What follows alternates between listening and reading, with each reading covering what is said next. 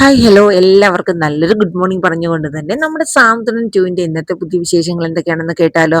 അങ്ങനെ നമ്മുടെ ധർമ്മനെ കൊണ്ട് നിർബന്ധിച്ച് ആ കട ഓപ്പൺ ചെയ്യിപ്പിച്ചു. ധർമ്മന് ഒട്ടും തന്നെ മനസ്സിൽ ഒട്ടും തന്നെ ഒരു താല്പര്യമില്ലായിരുന്നു കേട്ടോ. അങ്ങനെ നമ്മുടെ ആ ധർമ്മൻ ആ കടയിൽ നിന്ന് ഇറങ്ങി പോരാണ്. കാരണം തനിക്ക് അവിടെ പറ്റില്ല, തൻ്റെ മനസാക്ഷി അതിനെ അനുവദിക്കുന്നില്ല, ധർമ്മനെ കൊണ്ട് ഒട്ടും പറ്റുന്നില്ല കേട്ടോ. ഈ സമയത്ത് നമ്മുടെ സുകന്യ ആദ്യ കച്ചവടം തൻ്റെ ധർമ്മൻ അതായത് ഇന്ദിരാമ്മയെ കൊണ്ട് തന്നെ ചെയ്യിപ്പിക്കണം. അമ്മയെ ഐശ്വര്യമായിട്ട് അമ്മ തന്നെ ഒരു കച്ചവടം ചെയ്യുമെന്ന് പറഞ്ഞു. അങ്ങനെ ഇന്ദിരാമ്മ പൈസ കൊടുത്ത് ഒരു സാധനം മേടിച്ച് അത് കച്ചവടം ആദ്യ ഉദ്ഘാടനം അങ്ങ് ചെയ്യാൻ കേട്ടോ. അപ്പൊ എല്ലാവർക്കും ഭയങ്കര സന്തോഷമായി. ഈ സമയം നമ്മുടെ ധർമ്മൻ ഒട്ടും സഹിക്കാൻ പറ്റുന്നില്ല. ധർമ്മൻ അവിടെ നിന്ന് ഇറങ്ങി പോവാണ്. ഇനിയെങ്കിലും ഞാൻ പോയി എൻ്റെ ചേച്ചിയോടെങ്കിലും ഈ സത്യങ്ങൾ പറയണം, ഇല്ലെങ്കിൽ അത് തെറ്റായി പോകും.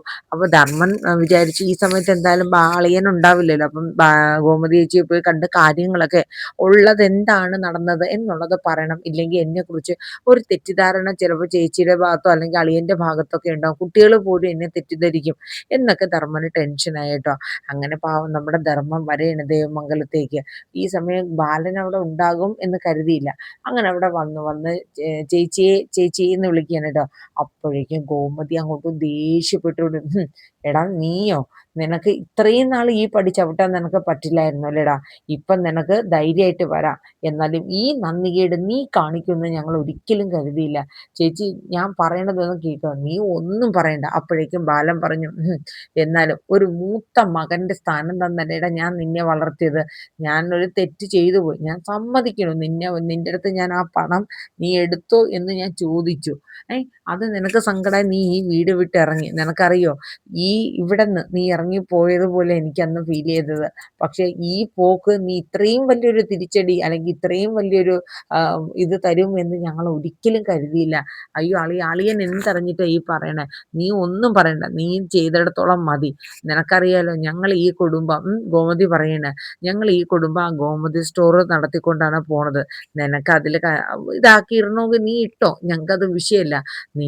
നീയും എന്തായാലും ഏട്ടന്മാരുടെ അതേ സ്വഭാവം തന്നെ കാണിച്ചു എന്നുള്ളത് ഞങ്ങൾക്ക് മനസ്സിലായി എന്നൊക്കെ പറഞ്ഞ് ഗോമതി കുറേ പറയാനായിട്ടോ. അപ്പം ചേച്ചി എനിക്ക് പറയാനുള്ളത്, അപ്പോഴേക്കും മിത്ര വന്നിട്ട് പറഞ്ഞു, അല്ല അപ്പച്ചി അങ്ങളെ ചെറിയച്ഛന് എന്തോ പറയാനുണ്ട്, അത് പറയാൻ എന്താണെന്നൊന്ന് കേട്ട് നോക്കെന്ന് പറയാം. അപ്പം പറയും എന്ത് പറയാൻ മോളെ മിത്ര, നീ ഇതിലൊന്നും മിണ്ടണ്ട. അവൻ ചെയ്തു തന്നിടത്തോളം ഞങ്ങൾക്ക് മതിയായി. ഞങ്ങളുടെ കുടുംബത്തില് അവൻ ഇത്രയും നാളും ഒരു മകന്റെ സ്ഥാനത്ത് നിന്നുകൊണ്ട് ഞങ്ങൾ മനസ്സിൽ കരുതി. അവൻ ഇത്രയും നാളായിട്ടും വന്നില്ലല്ലോ, എത്ര ദിവസമായിട്ടെന്നറിയാവോ അവൻ്റെ കാര്യം ഓർത്ത് ഞാനും ഗോമതിയും രാത്രിയിൽ വിഷമിക്കാത്ത ഒരു ദിവസമില്ല. ഞങ്ങൾ അത്രയേറെ കിടന്ന് വിഷമിക്കുമായിരുന്നു.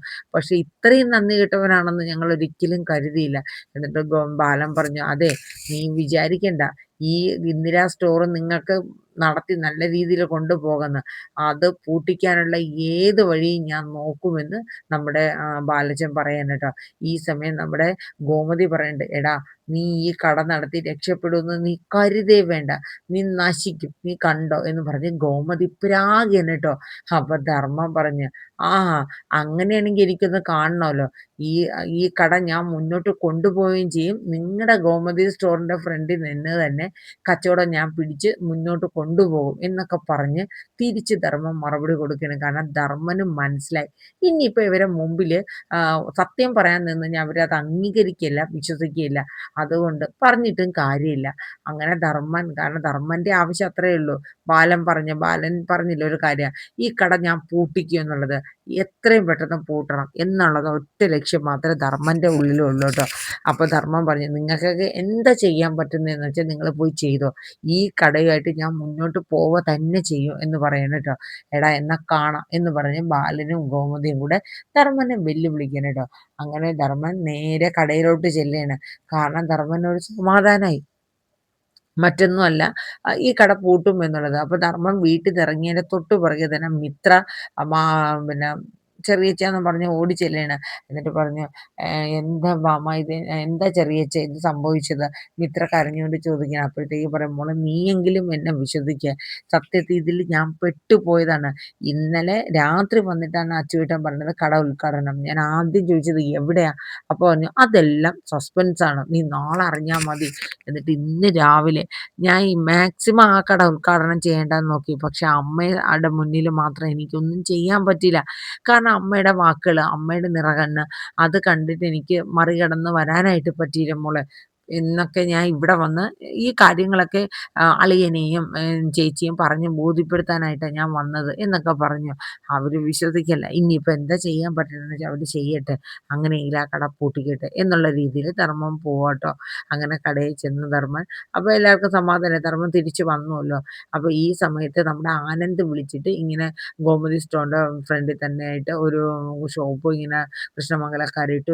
മാമനാ അതിന്റെ മെയിൻ ആള് എന്നൊക്കെ പറഞ്ഞ് ആര്യനെ വിളിച്ച് പറയാൻ കേട്ടോ. ആര്യനെ കേട്ടപ്പോ തന്നെ എന്തോ പോലെ ആയിപ്പോയി ഇവന്. ഈ മാമൻ അങ്ങനെയൊന്നും ചെയ്യില്ല. എന്നാലും ആര്യൻ കാര്യങ്ങളൊക്കെ അറിയാൻ വേണ്ടിയിട്ട് നേരെ ഈ ഇന്ദിരാ സ്റ്റോഴ്സിന്റെ നേരെ ഫ്രണ്ടിൽ പോയി വണ്ടി വെച്ചിട്ട് നേരെ കയറി ചെല്ലുകയാണ്. അപ്പൊ ആ സമയത്ത് നമ്മുടെ അലോക് ഉണ്ടായിരുന്നു. അപ്പൊ ധർമ്മനോട് ചോദിച്ചു, എന്താ മാമ ഈ കേക്കണേ, ഇതെന്താ? അപ്പൊ ധർമ്മൻ പറഞ്ഞു, എടാ മോനെ നടന്നത് എന്താന്ന്. അപ്പോഴേക്കും നമ്മുടെ അലോക്, എന്താ ഇവിടെ, എന്താടാ നീ ഈ കടയിൽ സാധനം വാങ്ങാൻ വന്ന സാധനം വാങ്ങിക്കൊണ്ട് പോണം, അല്ലാണ്ട് ബാക്കി കസ്റ്റമറിന് ഇടങ്കോലിടാണ്ട് മാറി നിൽക്കെന്ന് പറയും. അപ്പോഴേക്കും നമ്മുടെ ആര്യം പറയും, എടാ നീ വലിയ ആളാവാൻ നിൽക്കണ്ട, നീ നല്ലവള ചമ്മഞ്ഞ് വലിയ പതിവ്രതനൊക്കെ ആവാനായിട്ട് നോക്കിയല്ലേടാ, ദേ മാറി നിന്നോ, ഞാനുണ്ടല്ലോ കത്തിച്ച് കളയും എന്നൊക്കെ പറഞ്ഞിട്ട് ആര്യന്റെ ദേഷ്യം മുഴുവൻ അവിടെ തീർക്കണം കേട്ടോ. എന്ത് ചെയ്യണമെന്ന് അറിഞ്ഞൂടാ. ആകെ ഒരു ബുദ്ധിമുട്ടായി പോയി. അങ്ങനെ നമ്മുടെ ആര്യനും ആ കടയിൽ നിന്ന് തിരിച്ചിറങ്ങി പോരുകയാണ്. അപ്പൊ ധർമ്മം പറഞ്ഞു, നീ ഇതിലൊന്നും ഇടപെടണ്ട, നീ പൊക്കോ, നീ എന്തിനാ ഇപ്പൊ ഇങ്ങോട്ട് വന്നത് എന്നൊക്കെ പറഞ്ഞു കേട്ടോ. അങ്ങനെ ആര്യൻ ഇറങ്ങി പോരുകയാണ്. അപ്പൊ ആര്യന് മനസ്സിലായി ഇതില് മാമന് ഒരു റോൾ ഉള്ളതായിട്ട് തോന്നല്ല, മാമൻ എന്തോ എന്തോ ഇതിൽ പെട്ടുപോയതാണ് എന്നുള്ള കാര്യം നമ്മുടെ ആര്യന് മനസ്സിലാവാൻ കേട്ടോ. എന്നിട്ട് ആര്യൻ പോയി കഴിഞ്ഞപ്പോൾ ധർമ്മം പറഞ്ഞു, നിനക്ക് സമാധാനമായില്ലേ ആലോകിന്റെ അടുത്ത്, കാരണം നീ ഒറ്റ ഒരാളാണ് ഇപ്പൊ ഈ സീൻ ഉണ്ടാക്കിയത്. ഇതിന്റെ ആവശ്യം നിനക്കുണ്ടായിരുന്നോ? ഇതെല്ലാം ചെയ്തു തന്നിട്ട് നിനക്കും നിന്റെ അച്ഛനും ഒക്കെ സമാധാനമായല്ലോ. ഈ എന്നെ ഇങ്ങനെ ഇട്ട് മറ്റുള്ളവരെ മുമ്പിലിട്ട് ഇൻസൾട്ട് ചെയ്തും അപമാനിച്ചും ആക്കിയപ്പോൾ നിനക്ക് സമാധാനമായല്ലോ. എന്തായാലും അത് തന്നെ നടക്കട്ടെ എന്നുള്ള രീതിയിൽ ധർമ്മൻ ഒന്നും മിണ്ടാണ്ട് അവിടെ തന്നെ നിൽക്കുകയാണ് കേട്ടോ. ഇതേ സമയം നമ്മുടെ ആര്യൻ വന്നു. അപ്പോൾ ഈ സമയത്ത് നമ്മുടെ ഇന്ദിരാമയും കൊണ്ട് അലോക് തിരിച്ച് കൃഷ്ണമംഗലത്തേക്ക് വരികയാണ് കേട്ടോ. അപ്പോൾ ആ കാഴ്ച നമ്മുടെ ആര്യൻ കാണുകയാണ്. കാരണം കടയിലായതുകൊണ്ട് മാത്രം ആര്യൻ അലോകിനെ പിടിച്ചു മാറ്റാനോ തള്ളാനോ നിന്നില്ല. കടയല്ലേ, അതൊന്ന് ഉദ്ഘാടനം കഴിഞ്ഞ ഒരു ദിവസം. അങ്ങനെ ആ സമയത്ത്, അതായത് കൃഷ്ണമംഗലത്തെത്തിയ ആലോകിന്റെ അടുത്തേക്ക് നമ്മുടെ ആര്യൻ ദേഷ്യപ്പെട്ട് ചീറി പാഞ്ഞുകൊണ്ട് അങ്ങോട്ട് ചെല്ലുകയാണ് കേട്ടോ. എടാ കടയിലായതുകൊണ്ടാടാ നിന്റെ നേരെ ഞാൻ തിരിയാത്തത്, നീ എന്തിനാടാ എൻ്റെ നേരെ തിരിഞ്ഞത്? നിനക്കൊക്കെ ഒരു വിചാരം ഉണ്ടാവും, ഈ ഇതൊക്കെ ഇവിടെ ഇങ്ങനെ കാണിച്ചു എന്ന് വെച്ചിട്ട് ഞങ്ങൾക്ക് ഞങ്ങളുടെ കടയിൽ കച്ചവടം ഉണ്ടാവില്ല എന്നൊന്നും ഒന്നുമില്ലടാ, ഒരു ചുക്കും നടക്കാൻ പോണില്ല. നിനക്കൊക്കെ എന്താ ചെയ്യാൻ പറ്റണേന്ന് വെച്ചാൽ ചെയ്യ്. അപ്പൊ അലോക് പറയും, എന്നാൽ നിനക്ക് ചെയ്യാൻ പറ്റണം നീ ചെയ്യെങ്കിൽ ഞങ്ങൾക്ക് ചെയ്യാൻ പറ്റണത് ഞങ്ങളും ചെയ്യൂടാ. അപ്പൊ ഈ സമയത്ത് ഇന്ദിരാമ്മ അലോകിനെ മാറ്റുന്നുണ്ട്. മിത്ര ഓടി വന്നിട്ട് എന്താ ആര്യ ഇങ്ങോട്ട് മാറെന്ന് പറഞ്ഞ് ഒച്ചയെടുക്കുകയാണ്. ഈ സമയം ആര്യൻ നമ്മുടെ അലോകിനെ വെല്ലുവിളിക്കുകയാണ്, നിന്റെ കട എത്ര നാൾ മുന്നോട്ട് പോകുന്നെന്ന് കാണട്ടടാ എന്ന് പറഞ്ഞിട്ട്. അപ്പോഴേക്കും നമ്മുടെ മിത്ര പിടിച്ച് വലിച്ച് ഇങ്ങകത്തോട്ട് കൊണ്ടുവരികയാണ്. അപ്പോഴേക്കും നമ്മുടെ മിത്രയുടെ നേരെ ആര്യൻ തിരിഞ്ഞിട്ട് പറയും, ദേ ഇപ്പൊ നിനക്ക് മനസ്സിലായില്ല നിന്റെ നല്ലവനായ ആങ്ങളെ കുറിച്ച്, ഇനി അവന്റെ കാര്യവും പറഞ്ഞു എൻ്റെ അടുത്ത് എന്തെങ്കിലും മിണ്ടാനോ സംസാരിക്കാനോ വന്നാ മിത്രേ നീ അറിയും എന്നിങ്ങനെ പറയാൻ കേട്ടോ. മിത്രയ്ക്കും ഒരിതായി, കാരണം ആര്യൻ പെട്ടെന്ന് ആ ശുഭിതനായ മുഖം കണ്ടപ്പോൾ മിത്രയ്ക്കും ഒരു വല്ലായ്മ തോന്നി കേട്ടോ. അങ്ങനെ ഇതെല്ലാം പറഞ്ഞു കഴിഞ്ഞിട്ട് ആര്യനകത്തോട്ട് വന്നിട്ട് ബാലന്റെ അടുത്ത് പറയാം, ബാലനകത്തുണ്ടായിരുന്നോ, അച്ഛൻ വിഷമിക്കണ്ട, എന്തായാലും ഈ കട അധികം നാളൊന്നും മുന്നോട്ട് പോകുമെന്ന് അച്ഛൻ വിചാരിക്കുകയേ വേണ്ട.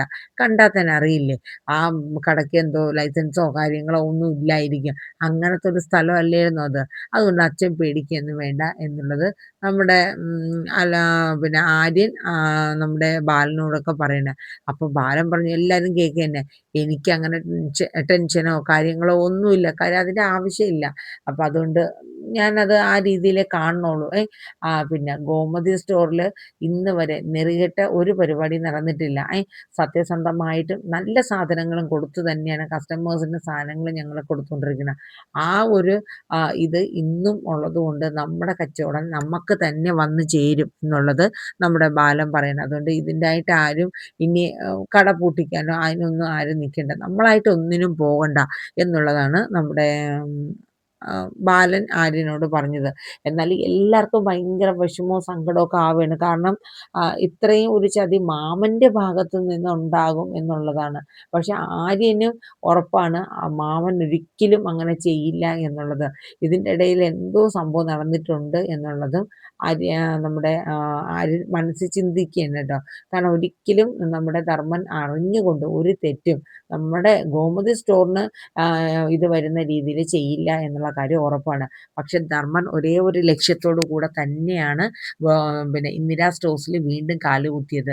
കാരണം വാശിയോടെ തന്നെ അളിയനാണെങ്കിലും പിള്ളേരാണെങ്കിലും ഈ കട പൂട്ടിക്കും എന്നുള്ള കാര്യം ഉറപ്പായി. ആ ലക്ഷ്യം നിറവേറും എന്നുള്ള വിശ്വാസത്തോടു കൂടി തന്നെ ധർമ്മൻ ഇന്ദിരാ സ്റ്റോഴ്സിൽ പോയി നിൽക്കുന്ന സീനും കാര്യങ്ങളൊക്കെയാണ് കേട്ടോ. അപ്പോൾ എന്തായാലും നമുക്ക് കാത്തിരിക്കാം അടുത്ത പുതിയ വിശേഷങ്ങൾക്കായിട്ട്. എല്ലാവർക്കും ശുഭദിനം പറഞ്ഞുകൊണ്ട് നിർത്തുന്നു. നമ്മുടെ വീഡിയോസൊക്കെ കേട്ട് ഇഷ്ടപ്പെട്ട് കഴിഞ്ഞാൽ ലൈക്ക് ചെയ്യാനും ഹൈപ്പ് ചെയ്യാനും മറക്കരുത് കേട്ടോ. നിങ്ങളുടെ അഭിപ്രായങ്ങൾ കമൻറ്റ് ബോക്സിൽ രേഖപ്പെടുത്താനും മറക്കരുത്. അപ്പോൾ എല്ലാവർക്കും നല്ലൊരു ഗുഡ് മോർണിംഗ് പറഞ്ഞുകൊണ്ട് തന്നെ സാന്ത്വനം 2ൻ്റെ ഇന്നത്തെ പ്രൊമോ ഇവിടെ വൈൻഡപ്പ് ആവുകയാണ്. Thank you. Bye bye.